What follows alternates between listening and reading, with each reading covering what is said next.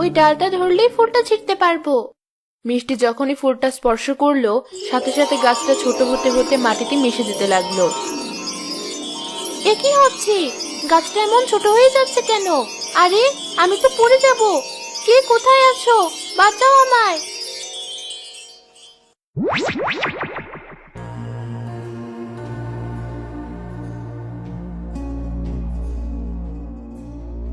আমি কোথায় চলে এসেছি? আর ওই গাছটা কোথায় গেল?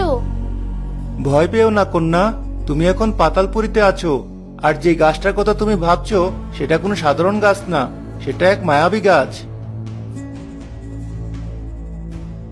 আশ্চর্য! কে তুমি? আর তুমি কি করে জানলে সেই গাছের কথা? তাহলে কি তুমিও ওই গাছের কারণে এখানে এসেছো? না কন্যা, আমি এখানেই থাকি, এটাই আমার রাজ্য। রাজ্য? এর মানে তুমি রাজ্যের রাজা? আমি এই রাজ্যের একমাত্র রাজপুত্র। কিন্তু আমি এখানে কেন আসলাম? সেটা জানতে হলে তোমাকে আমাদের রাজ্যটা ঘুরে দেখতে হবে। চলো আমার সাথে।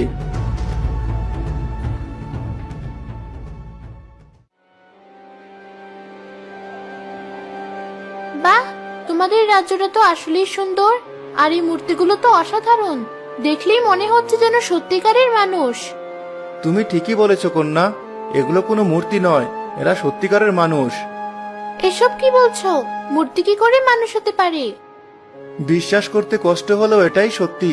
আর এটা হয়েছে একটা ভয়ঙ্কর অভিশাপের কারণে। কি অভিশাপ? চলো আমার সাথে, তোমাকে একজনের সাথে পরিচয় করিয়ে দিই।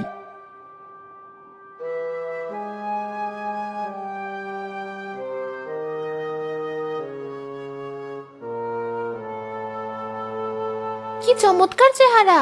কে ইনি?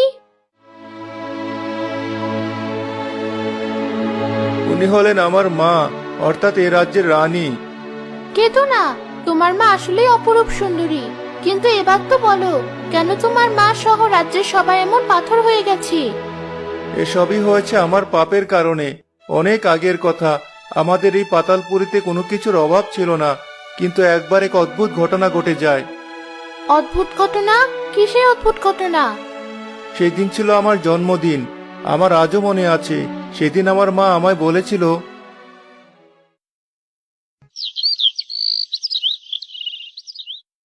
অপূর্ব, এসো আমার কাছে। এই তো মা, আমি এসেছি। বলুন, আমায় কি করতে হবে?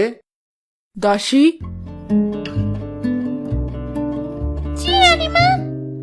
এই বস্ত্রগুলো নিয়ে যাও।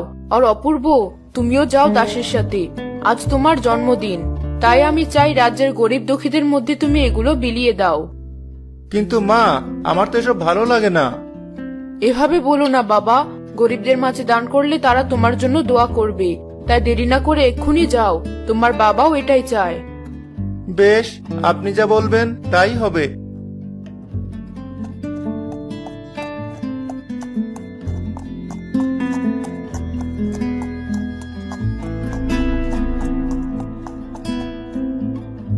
এই নিন রাজপুত্র, এগুলো সবার মাঝে বিলিয়ে দিন। না, আমি এসব পারবো না। মা যতই বলুক, ওই নোংরা মানুষগুলোর মধ্যে আমি যেতে পারবো না। যাদের গায়ে সারাক্ষণ ঘামের গন্ধ, যারা ভালো পোশাক পরে না, তাদের মাঝে আমি যাব না। তার চেয়ে বরং এগুলো তুমিই দিয়ে এসো। কিন্তু রাজপুত্র, এতে তো রানীমা অসন্তুষ্ট হবে।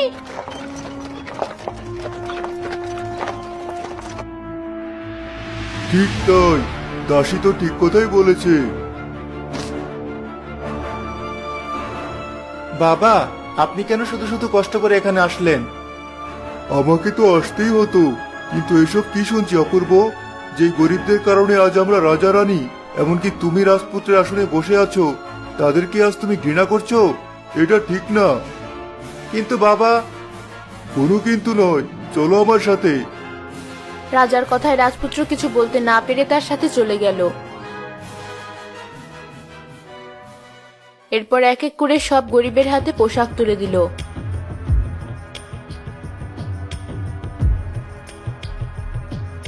তখনই এক গরিব বৃদ্ধ আসতে রাজপুত্র ঘৃণায় মুখ সরিয়ে নিল। এ কি? এ কারা আমার কাছে পোশাক নিতে এসেছে? ছি ছি, কে তুমি? তোমার সারা শরীরটা তো নোংরা কেন? দাসী, তোমরা কাদেরকে আমার কাছে পাঠিয়েছো? এভাবে কেন বলছেন রাজপুত্র? আমি একজন কৃষক, যার ফলানো শাকসবজি খেয়ে আপনারা সুস্থ আছেন, অথচ আজ কিনা আমাকে দেখে আপনি ঘৃণায় মুখ সরিয়ে নিচ্ছেন। কি বললে তুমি? তোমার এত বড় সাহস! সামান্য কৃষক হয়ে তুমি আমাকে এসব বলছো? রাজপুত্র, চুপ করো। না বাবা,